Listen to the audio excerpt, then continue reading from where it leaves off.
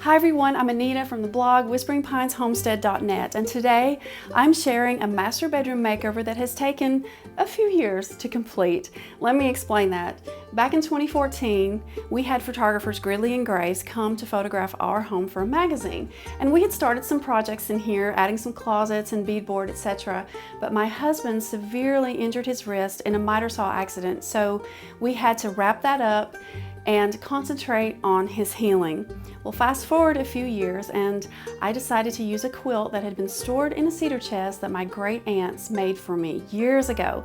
It's a beautiful Dresden plate quilt, but it has colors that I'd never used in my decor, so I wasn't really sure how to showcase it.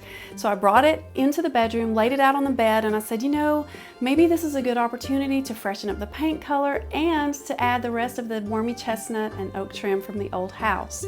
So that's what I have been working on for the last 3 weeks. It has been a very hard process, and I have to say it's been worth it though, every step of the way, because when my daddy walked in this room and said, it looks just like the old house, I felt validated, and that's all I needed to hear. I feel like I've created a farmhouse bedroom, not a Pinterest farmhouse or HGTV farmhouse style kind of bedroom, but an authentic farmhouse bedroom that my grandmothers would love, my great aunts would love, and I hope you love as well. I'm using things I had already. All I bought was paint, and I think that I've created something really pretty out of all these old things, and I hope that you enjoy the room and seeing the process as well.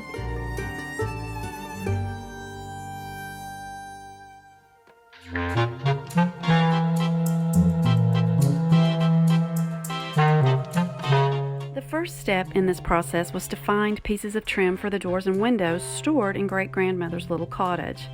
This is not for the faint of heart. There's a lot of dirt and dust, etc. from years of being stored, so finding enough good pieces in good shape is always a challenge.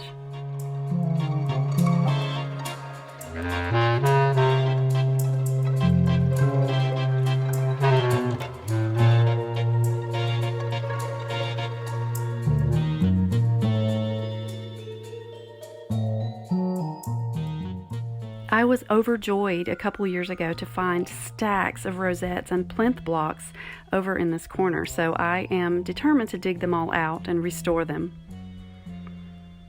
I think this treasure hunt will never be over until I have recovered and restored every usable piece of this beautiful trim.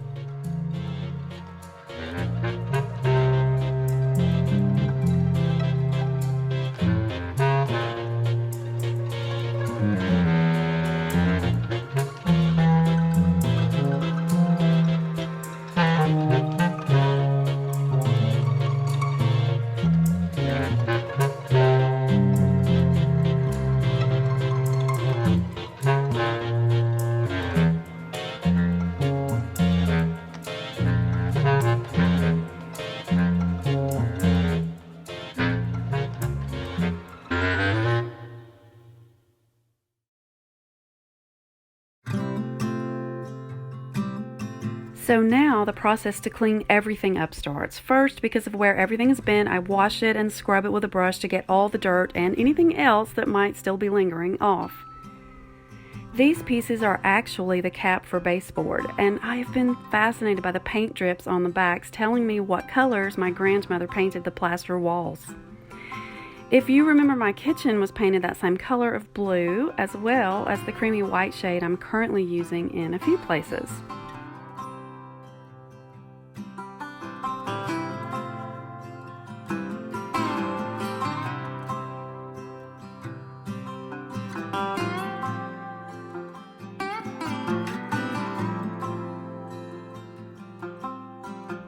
After everything is cleaned and dry, I will take it to the wood shop and cut nice square ends so I can measure more accurately when I get it into the house for the actual cuts.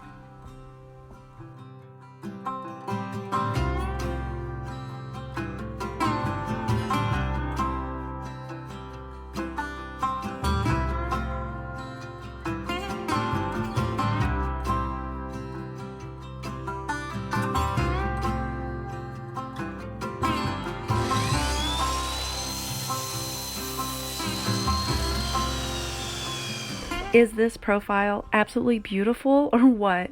I love it so much, and knowing that it was handmade with planes, etc., really gives it a unique and special look.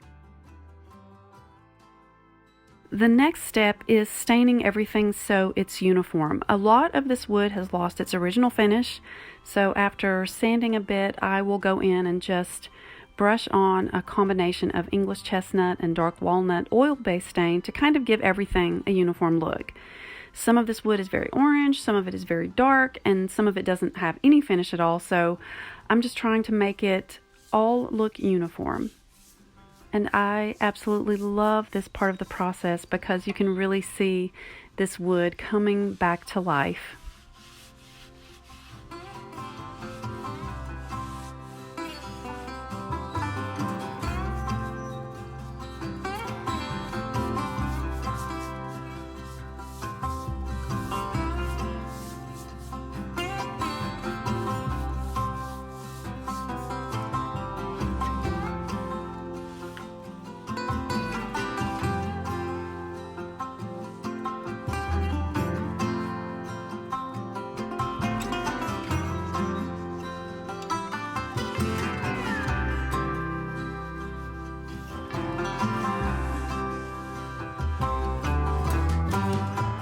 Next, I needed to demo the trim that we put in 8 years ago, which was just 1x4 pine, and I will just reuse this somewhere else.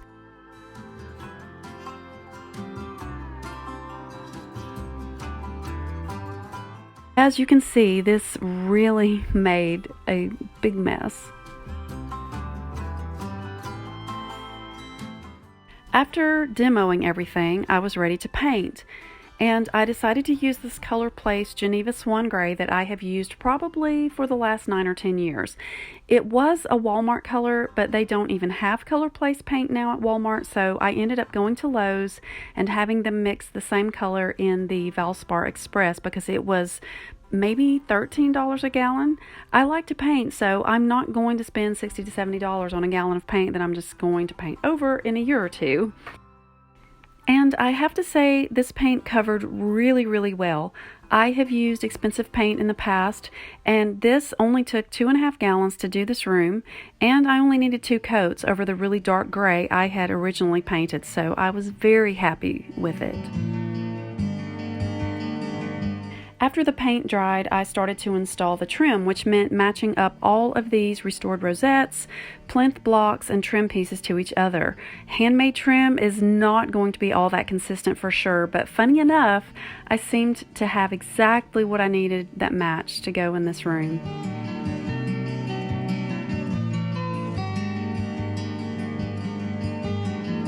I did not use a nail gun, but I hammered each piece in with finishing nails just like it would have been done originally. This really tried my patience, but there was also something very therapeutic about it that connected me to the original craftsman who had done this very thing the first time.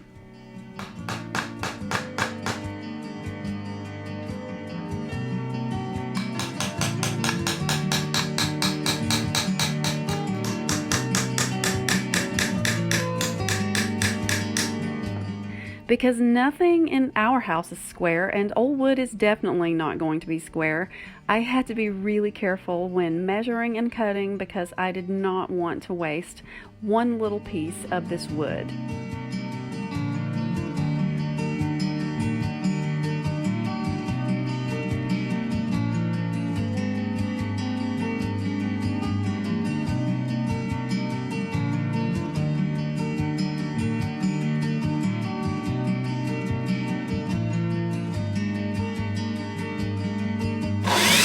However, when you're matching up multiple pieces, sometimes more than one cut is necessary, or 2, or 3.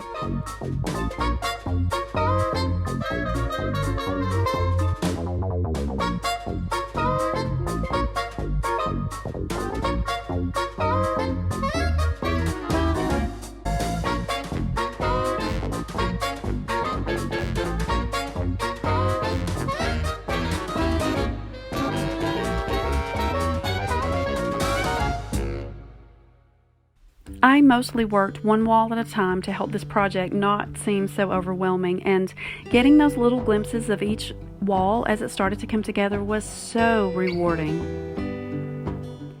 And of course, finishing everything up and getting to style was the most rewarding part. I knew my great aunt's colorful quilt would look beautiful with this creamy wall color, and I was right.